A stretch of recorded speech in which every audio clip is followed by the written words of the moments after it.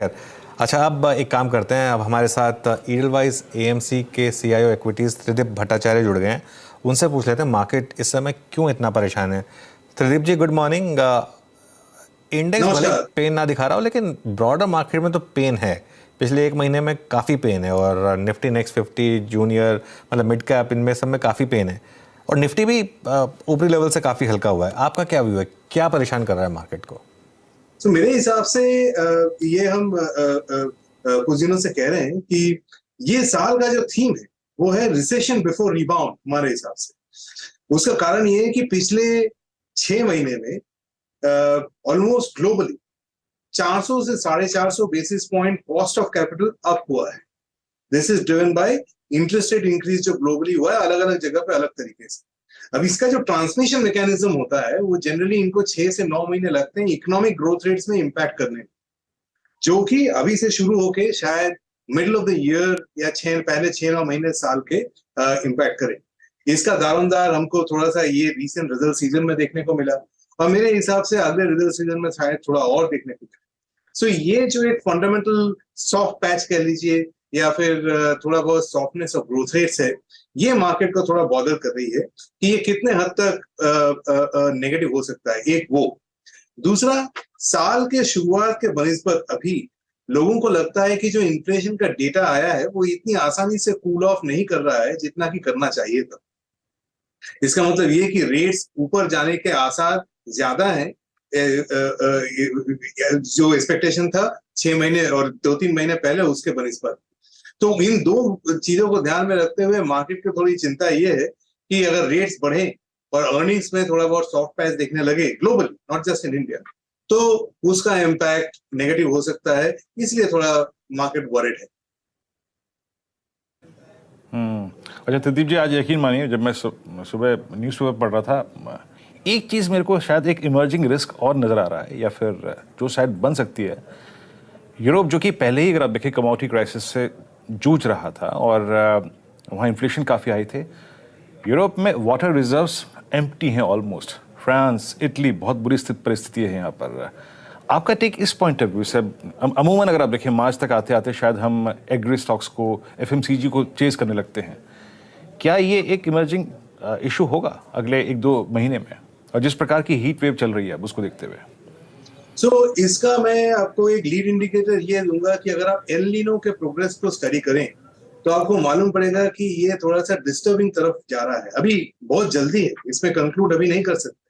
ये अगले 1-2 महीने में ही मालूम पड़ेगा कि ये कितना नेगेटिव हो सकता है, पर इसमें थोड़े ध्यान रखने की जरूरत है।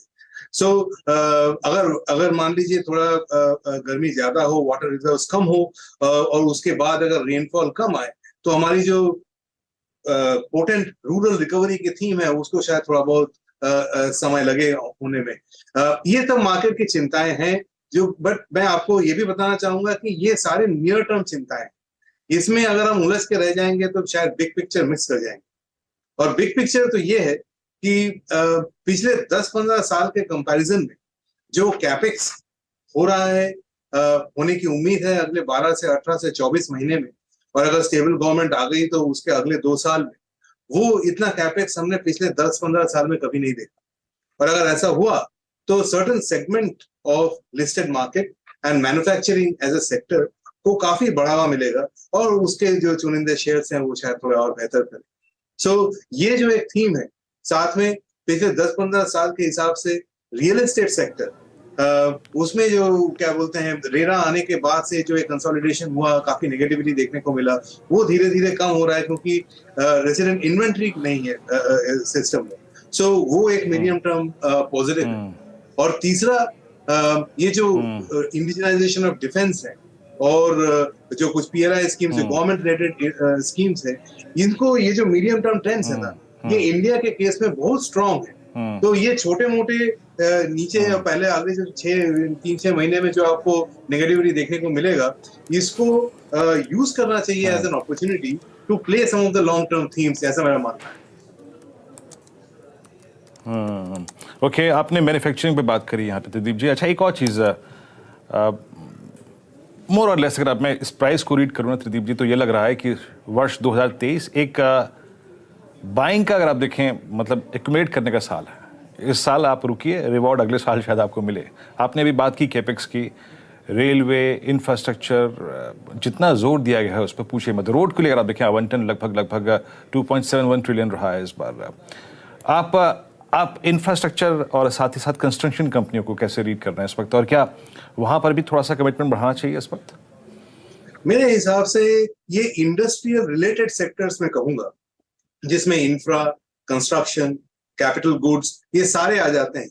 इन सब में पिछले 10-15 साल के कंपैरिजन में इतनी तेजी देखने इनको खुद को देखने को नहीं मिली जितनी अभी उनको दिख रही है। तो ये शायद डिमांड अगर ये ठीक से हो जाए अगले 2-3 साल में, तो शायद ये कंपनीज को भी सरप्राइज कर जाए, इन्वेस्टर्स को तो करेगी। इसलिए मेरे को लगता है कि रोड, जो आपने नाम लिया, रोड, इंफ्रा, कंस्ट्रक्शन, ये सब एरिया में डेफिनेटली देखना चाहिए from a potential wealth creation idea standpoint, क्योंकि हमारी जो manufacturing as a percentage of GDP है, ये अभी भी अंडर इंडेक्स्ड है। इसको ऊपर जाने की कम से कम 300 to 400 बेसिस पॉइंट्स ऊपर जाने का बहुत अच्छा रुझान है अगले 3 साल में। और अगर ऐसा हो तो ये जो सेक्टर्स के आपने नाम लिए ये तो अच्छे करेंगे, बट इसके साथ में जो रिन्यूएबल रिलेटेड कैपिटल गुड्स हैं, जो आपके data centre related capital goods companies हैं जो इन थीम को में पार्टिसिपेट करते हो, वो भी अच्छा करेंगे। सो कहने का मतलब broader capital goods, industrials, infrastructure मुझे एज अ सेगमेंट काफी भाता है आज के समय में from a medium term standpoint. Okay Tridip ji, चलिए शुक्रिया समय निकालने के लिए हमारे लिए और इन सब सेक्टर्स पर बात करने के लिए। थोड़ा सा